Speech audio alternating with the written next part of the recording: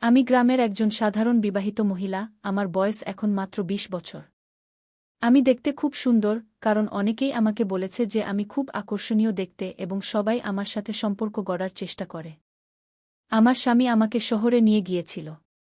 তিনি বাইরে কাজ করতে যেতেন এবং তার ডিউটি ছিল ১২ ঘণ্টার। তাই আমি সারাদিন একা ঘরেই কাটাতাম। তখন আমি ভাবলাম আমিও কিছু কাজ করব। তাই আমি একটি বড় বাড়িতে কাজের মেয়ে হিসেবে যোগ দিলাম। সেখানের মালিকের নজর পড়ল আমার যৌবনের উপর। তিনি অপেক্ষা করছিলেন সুযোগের জন্য। একদিন সেই সুযোগটি তার হাতে এসে গেল এবং সে আমার সাথে অত্যাচারণ করল। আপনাদের সবাইকে আজকের এই গল্পে স্বাগতম। আমার স্বামী একটি বড় শহরে দিনমজুরি করে। আমি আগে গ্রামেই থাকতাম, কিন্তু কয়েক মাস আগে আমার স্বামী আমাকে শহরে নিয়ে এসেছিল। সে আমাকে একটি ঝুপড়ি বস্তিতে ভাড়া করা ঘরে রাখত। আমাকে রান্না থেকে শুরু করে সব কাজই সেই ঘরেই করতে হতো। সেখানে টয়লেটেরও সুবিধা ছিল না। সকাল সন্ধ্যা রাস্তার ধারেই যেতে হতো। প্রথম দিকে খোলা জায়গায় গোসল করতে খুব লজ্জা হতো, কে দেখে ফেলবে এই ভয়ে থাকতাম। কিন্তু ধীরে ধীরে আমি সেই পরিবেশের সাথে মানিয়ে নিলাম। আমার স্বামী সকাল ৮টায় নাস্তা করে এবং টিফিন নিয়ে বেরিয়ে যেত, তারপর রাত ১০টার আগে ফিরত না। তার ডিউটি ছিল ১২ ঘণ্টার। যখন আমার স্বামীর মাসিক বেতন আসত, আমি না জেনেই বুঝে যেতাম যে আজ তার বেতন এসেছে, কারণ সেদিন সে মদ্যপান করে আসত এবং আমার জন্য মিষ্টি আনত। আর সেই রাতে সে আমার সাথে দুর্ব্যবহার করত। কিন্তু সে আমাকে খুব ভালোবাসত।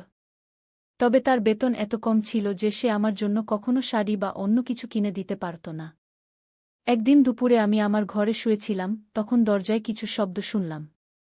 আমি বের হয়ে দেখলাম সামনে একটি যুবতী মহিলা দাঁড়িয়ে আছে। সে হেসে বলল, আমার নাম শালিনী, আমি পাশের ঝুপড়িতেই থাকি। সে আমাকে বলতে লাগল, তুমি যেদিন থেকে এসেছ কখনো তোমাকে বাইরে বের হতে দেখি না। তোমার স্বামী তো কাজে চলে যায়, বাইরে বের হও, তাহলে পরিচয় বাড়বে। একা একা পড়ে থাকলে তুমি অসুস্থ হয়ে পড়বে। চলো আমার ঘরে গিয়ে কথা বলি। আমি বললাম, আমি এখানে নতুন এসেছি, কাউকে চিনি না। তখন সে বলল, আরে ঘর থেকে বেরো, তাহলে তো কাউকে চিনতে পারবে। আমি আমার ঘরে তালা লাগিয়ে শালিনীর সাথে চললাম। যখন আমি শালিনীর ঝুপড়িতে ঢুকলাম, তখন আমি হতবাক হয়ে গেলাম। তার ঝুপড়িতে দুটি ঘর ছিল, রঙিন টেলিভিশন, ফ্রিজ, যেখান থেকে সে পানি বের করে আমাকে খাওয়াল। আমি কখনো ফ্রিজ দেখিনি, এমনকি এর সম্পর্কে শুনিওনি। আমি জিজ্ঞাসা করলাম, বোন, এটি কী ধরনের আলমারি? শালিনী মনে মনে হেসে বলল, এটি আলমারি নয়, ফ্রিজ। এতে রাখলে খাবার পানীয় কয়েক সপ্তাহ পর্যন্ত নষ্ট হয় না, পানি ঠান্ডা থাকে, বরফ জমানো যায়। গত মাসেই এটি ৩০,০০০ টাকায় কিনেছি। আমি অবাক হয়ে জিজ্ঞাসা করলাম, বোন, তোমার স্বামী কি কাজ করে? শালিনী বলল, সেই কাজ করে যা তোমার স্বামী করে, পাশের কেমিক্যাল ফ্যাক্টরিতে মজুরি করে। তবে তার আয় থেকে এসব কিছু নয়, আমিও তো কাজ করি। এখানে থাকা বেশিরভাগ মহিলাই কাজ করে, না হলে ঘর চলে না। বোন, আমি বলছি তুমিও কোথাও কাজ ধরো। কাজ করলে মনও ভালো থাকবে, হাতে দুপয়সাও আসবে। কিন্তু আমি মনে মনে ভাবতে লাগলাম, আমার কি কাজ মিলবে? আমি তো অশিক্ষিত। আমি বললাম, আমি তো কোনো শিক্ষিত নই, কেমন করে সই করতে পারি? শালিনী বলল, এখানে অশিক্ষিতদের জন্য কাজের অভাব নেই। তুমি বাসন মাজতে পারো, কাপড় ধুতে পারো, চা নাস্তা বানাতে পারো। এমন কাজ বড় বাড়িতে প্রচুর মেলে, আর টাকাও ভালো মেলে। চা নাস্তা তো প্রতিদিনই মেলে, উৎসবে নতুন কাপড় আর দীপাবলিতে গিফটও মেলে। আজ আমি আমার আয় দিয়ে দুটি বাচ্চাকে প্রাইভেট স্কুলে পড়াচ্ছি। তাদের আয় তো ঝুপড়ির ভাড়া, রেশন আর মদেই খরচ হয়ে যায়। আমি তাড়াতাড়ি জিজ্ঞাসা করলাম, আমার কি কাজ মিলবে? শালিনী বলল, করতে চাইলে কাল থেকেই কাজ মিলবে। যেখানে আমি কাজ করি তার পাশের বাড়ির মালকিন কাজের মেয়ের খোঁজ করছিল। তারা একটি বড় স্কুলে পড়ান, তার স্বামী উকিল, দুটি বাচ্চা আছে যারা মায়ের সাথে স্কুলে যায়। আমি আজ সন্ধ্যায় জিজ্ঞাসা করে নেব এবং টাকার কথাও বলে নেব। মালিক-মালকিন যদি তোমার কাজে খুশি হয়, তাহলে বেতনের বাইরেও অতিরিক্ত আয় হয়।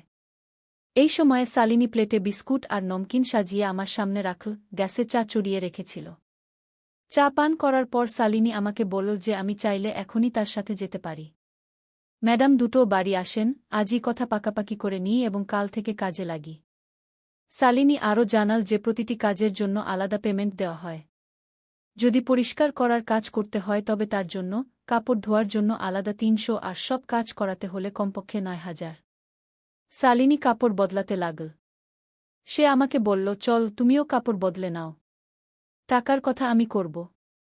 চা নাস্তা তো বানাতে জানোই? আমি বললাম, হ্যাঁ দিদি, আমি সব জানি। মিঠাইও বানাতে পারি। আমি তখন খুব খুশি হয়ে গিয়েছিলাম এবং মনে মনে ভাবতে লাগলাম যে যদি আমি মাসে শূন্য কামাই করতে পারি তাহলে আমার সব সমস্যা দূর হয়ে যাবে। আমি দ্রুত আমার ঝুপড়িতে গিয়ে নতুন শাড়ি পরলাম এবং নতুন ব্লাউজও। পায়ে ছিল সেই প্লাস্টিকের লাল চপ্পল। চোখে কাজল দিয়ে শালিনীর সাথে রওনা দিলাম। আমি ছিলাম শ্যামলা, কিন্তু আমার শরীর বেশ গড়ন ছিল। পাতলা কোমর এবং তীক্ষ্ণ চোখ। গ্রামে কত পুরুষই না আমার পিছনে ছিল, কিন্তু আমি কাউকে হাত দিতে দিইনি। এই ব্যাপারে আমি ছিলাম খুব সতর্ক। রাস্তায় শালিনী বলল, বোন, যদি তোমার কাজ হয়ে যায় তাহলে আমি মাসের প্রথম বেতনের অর্ধেক নেব। এখানে এই রেওয়াজ আছে। আমি বললাম, ঠিক আছে, আমাকে কোনো সমস্যা নেই অর্ধেক দিতে। এরপর আমি শালিনীর সাথে চলতে লাগলাম। শালিনী একটি কোঠির সামনে দাঁড়াল এবং ঘণ্টি বাজাল। মালকিন দরজা খুললেন। শালিনী তাকে নমস্তে করল, আমিও হাত জোট করে নমস্তে করলাম। শালিনী 2 বছর আগে তাদের বাড়িতে কাজ করেছিল। গেট খুলে ভেতরে যেতেই শালিনী বলল, ম্যাডাম, আমি আপনার জন্য একজন বাই নিয়ে এসেছি। মালকিন বললেন, আচ্ছা, বাই তো বেশ সুন্দর। আগে কোথাও কাজ করেছে? ম্যাডাম আমাকে জিজ্ঞাসা করলে শালিনী উত্তর দিল, এখনই গ্রাম থেকে এসেছে, কিন্তু সব কাজ জানে। মিঠাই এমন বানায় যে খেলে আঙুল চেটে খেতে ইচ্ছে করবে। সে আমার এলাকারই, তাই আমি আপনাদের কাছে নিয়ে এসেছি। এখন বলুন, কতগুলো কাজ করাতে চান? ম্যাডাম বললেন, দেখো শালিনী, সব কাজই করাতে হবে। সকালে নাস্তা এবং দিনে লাঞ্চ বানাতে হবে। রাতের ডিনার আমি নিজেই বানিয়ে নেব।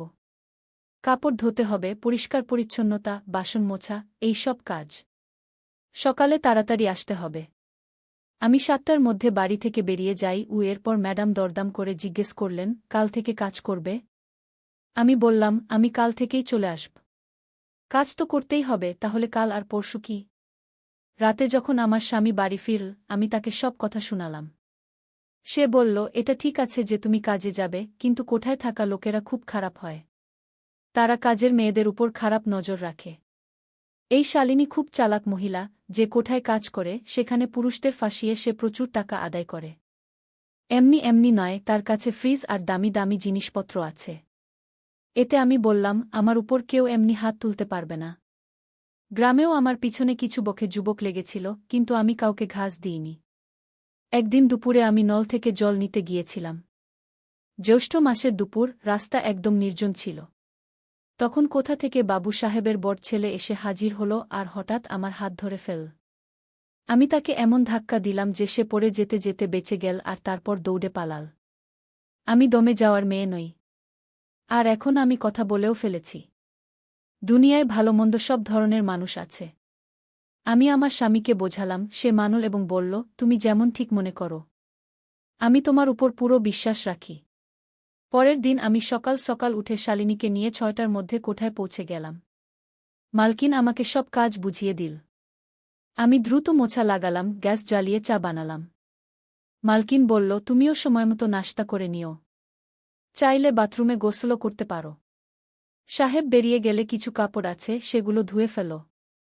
এত বলেই সে চলে গেল। কিছুক্ষণ পর আমি সাহেবের জন্য চা বানিয়ে তার ঘরে গেলাম আর বিছানার পাশে রাখা ছোট টেবিলে ট্রে রাখলাম। সাহেব আমাকে গভীরভাবে দেখে বলল, দেখো, বাইরে পত্রিকা পড়ে থাকবে, একটু নিয়ে আসো। আমি বাইরে থেকে পত্রিকা নিয়ে এসে সাহেবের দিকে বাড়িয়ে দিলাম। এই সময় সাহেব 5 টাকার একটি নোট আমার দিকে বাড়াল। আমি বললাম, এটা কিসের জন্য? সে বলল, এটা রাখো। শালিনী নিশ্চয়ই তোমার থেকে 1000 নিয়েছে। সে আগে এখানে কাজ করেছে। তুমি এই 5 নিয়ে নাও, কিন্তু ম্যাডামকে বলো না। বেতন পেলে আমি আলাদা করে 5 টাকা আবার দেব। এটা ক্ষতিপূরণ মনে করো। কিন্তু আমি আমার হাত বাড়াইনি। এতে সাহেব আমাকে 5 টাকার 2টি নোট দিতে লাগল। তারপর সাহেবের বারবার বলায় টাকা নিলাম আর কাপড় ধোয়ায় লেগে গেলাম। কাপড় ধুয়ে ছাদে শুকাতে দিতে দিতে সাহেব গোসল সেরে প্রস্তুত হয়ে গেল। আমি তার নাশতার জন্য অমলেট আর ব্রেড প্রস্তুত করলাম, তারপর চা বানালাম। নাশতা করার পর সাহেব বলল, তুমি তো ভালো নাশতা বানিয়েছ, কিন্তু নাশতার চেয়ে তুমি বেশি ভালো লাগছ। চা দেবার সময় আমি ইচ্ছে করে ব্লাউজের বোতাম আলগা করে দিলাম আর ওড়নার কিনারা সরিয়ে দিলাম। সাহেবও খুব তীর্যক দৃষ্টিতে তীর ছুটছিলেন। তারপর সে বলল, এখন আমি যাই। কোনো জিনিসের দরকার হলে আমাকে বলো। কোচ করার দরকার নেই। সাহেব আমাকে টেলিভিশন খোলা আর বন্ধ করা শিখিয়ে দিল আর তার ব্যাগটা আমার হাতে দিল। ব্যাগ নিয়ে আমি তার পিছে পিছে গাড়ি পর্যন্ত গেলাম। সাহেব আমার হাত থেকে ব্যাগ নিল। কিভাবে যেন সাহেবের আঙুল আমার হাত ছুঁয়ে গেল। আমিও 2 সেকেন্ডের জন্য রোমাঞ্চিত হয়ে উঠলাম। সাহেব চলে যাওয়ার পর আমি গেট বন্ধ করলাম, তারপর কোঠার ভিতরে এসে দরজা বন্ধ করলাম। আমি গোসল করতে বাথরুমে গেলাম। এমন বাথরুম আমি আমার জীবনে প্রথম দেখলাম। নানা রকম সাবান, তেলের শিশি আর শ্যাম্পুর বোতল। আমার মনে হলো যেন আমি অন্য কোনো দুনিয়ায় চলে এসেছি। গ্রাম থেকে আসার পর প্রথমবার কাপড় খুলে জমিয়ে সাবান মেখে গোসল করলাম। তারপর বাথরুমে ঝোলানো তোয়ালে দিয়ে শরীর মুছে ম্যাডামের দেওয়া পুরনো স্যুট পরলাম আর আয়নায় নিজেকে দেখে মনে হলো এটা আমি নই, কোনো অন্য মহিলা। আমি আমার কাপড় ধুয়ে ছাদে শুকাতে দিলাম। তারপর বাকি পরোটা খেয়ে নিলাম। কিছু চা বেঁচে গিয়েছিল, সেটা গরম করে খেয়ে নিলাম, নইলে নষ্টই হয়ে যেত। ধীরে ধীরে সেই বাড়ির সব রীতিনীতি শিখে নিলাম।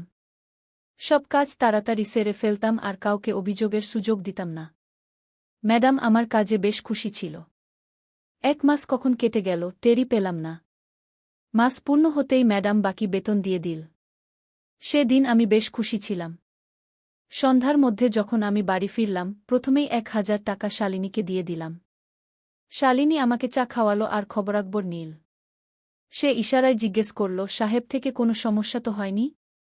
আমি বললাম, এমন কিছু নয়। শালিনী বলল, যদি তুমি চাও তাহলে সন্ধ্যায় আরেক বাড়িতে লাগতে পারো। কিছু না হোক, 1000 টাকা সেখান থেকেও মিলবে। এতে আমি বললাম, ভাবব। নিজের বাড়ির কাজও তো আছে। এত বলেই আমি ফিরে এলাম। সাহেব তার চা আমার কাছ থেকেই নিতেন, যখন ম্যাডাম আশেপাশে থাকতেন না তখন আমাকেই দিতেন। আমিও মজা নিতাম। আমি বুঝে গিয়েছিলাম যে মালিকের চোখ আমার যৌবনের দিকে, তারা আমাকে টাকা দিলে আমি প্রথমে নিতে অস্বীকার করতাম, কিন্তু তারা জোর করে দিয়ে দিত এবং বলত, দেখ রঞ্জু, আমাদের কাছে টাকার অভাব নেই। আর আজ 1000 টাকার মূল্যই বা কি? তোমার কাজ আমার হৃদয় জয় করেছে। অনেক মহিলা এই বাড়িতে কাজ করেছে, কিন্তু তোমার মতো সুন্দর কাজ তাদের মধ্যে ছিল না। আমি চুপ করে থাকতাম। সাহেব কিছু হাত মারতে চাইতেন, কিন্তু বুঝতে পারতাম না। একদিন ম্যাডাম আমাকে বললেন, রঞ্জু, আমাদের স্কুল থেকে ট্যুর যাচ্ছে, আমিও যাচ্ছি এবং বাচ্চারাও। বাড়িতে শুধু সাহেব থাকবেন। আমাদের ট্যুর থেকে ফিরতে 10 দিন লাগবে। আশা যাওয়ার সময় তুমি বুঝে নিও সাহেবের কোনো অসুবিধা না হয়। আর আগে অমলেট বানিয়ে দিও এবং তুমি এমন করো, লাঞ্চের সাথে ডিনারও তৈরি করে ফ্রিজে রেখে দিও। সাহেব রাতে গরম করে খাবেন। আমি বললাম, ঠিক আছে, এবং আমার কাজে লেগে গেলাম। ম্যাডাম চলে যাওয়ার 10ম দিন ছিল। যখন ঠিক সময়ে চা এবং পানির গ্লাস নিয়ে সাহেবের ঘরে পৌঁছালাম, তখন তিনি বললেন, আজ কোর্টে যাওয়া হবে না, উকিলরা ধর্মঘট করেছে। ফ্রিজে একটি বোতল থাকবে, তা নিয়ে আসো, আমি একটু ব্র্যান্ডি নেব, আমার ঠান্ডা লেগেছে। আমি কিচেনে অমলেট বানাতে চলে গেলাম। অমলেট বানিয়ে প্লেটে রেখে সাহেবের ঘরে গেলাম, তখন তিনি সেখানে ছিলেন না। আমি ভাবলাম হয়তো বাথরুমে গেছেন। সাহেব তখনই সেখানে এসে বললেন, আরে ওহে রঞ্জু, ওহে, তুমি তো খুব দ্রুত কাজ করে দিয়েছ। তুমি খুব ভালো। এসো চা খাও, এবং বললেন, এটা নাও 5000, তোমার পছন্দের শাড়ি কিনে নাও। আমি বললাম, কোনো কাজের টাকা সাহেব? বেতন তো আমি নিয়েই থাকি। আরে নাও নাও, টাকা অনেক কাজে লাগবে। না বলো না। বলতে বলতে সাহেব আমার হাত ধরে ফেললেন এবং টাকা আমার ব্লাউজে ঢুকিয়ে দিলেন। আমি পিছিয়ে গেলাম, তখন সাহেব আমার ব্লাউজে হাত ঢুকিয়ে দিলেন এবং ব্লাউজের বোতাম ভেঙে গেল। আমি জোরে ধাক্কা দিলাম, সাহেব বিছানায় পড়ে গেলেন। এই সময় আমিও তার উপর পড়ে গেলাম। আমি জোরে একটি চুম্বন গালে লাগালাম এবং বললাম, সাহেব 5000 আর দাও, দেখো ম্যাডাম বাচ্চাদের নিয়ে আসছে। সাহেব বললেন, তুমি দ্রুত এখান থেকে চলে যাও এবং তোমার পুরো পার্স আমাকে দিয়ে দাও। বন্ধুরা, এরপর যা ঘটেছে তা সব এই ভিডিওর পার্ট 2তে আমরা শীঘ্রই নিয়ে আসব। যদি আপনি প্রথমবার আমাদের চ্যানেল দেখছেন, তবে চ্যানেলটি সাবস্ক্রাইব করতে কষ্ট করুন এবং গল্পটি ভালো লাগলে ভিডিওটি লাইক ও শেয়ার করুন। ধন্যবাদ।